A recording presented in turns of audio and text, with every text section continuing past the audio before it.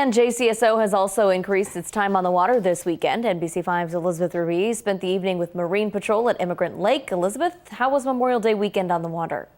Well, Kristen, according to Jackson County Sheriff's Marine Patrol, it's actually been a very safe weekend at the lakes. Education for boaters and swimmers has been the main focus as we unofficially kick off summer. The number one focus is safety above all other things. Deputy Ian Lance with Jackson County Sheriff's Office has spent most of his Memorial Day weekend on the water. Here we've got two folks in kayaks.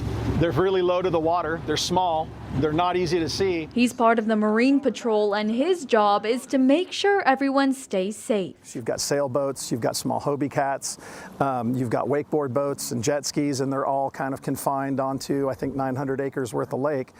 That's potentially a lot of users that, if they're not kind of all working in harmony, can create some user conflict issues or some safety problems. While Immigrant Lake was crowded with people this weekend, it's busier than I've seen it on Immigrant in a long, long time. Deputy Lance says there weren't any major issues or emergencies.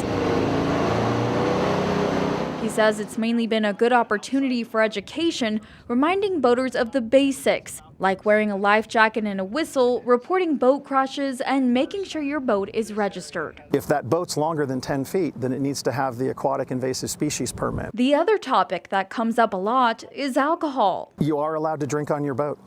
The operator just needs to be aware that the rules for boating under the influence are very similar to driving under the influence. Deputy Lance says boaters can experience a level of impairment that's different than what they may experience on land.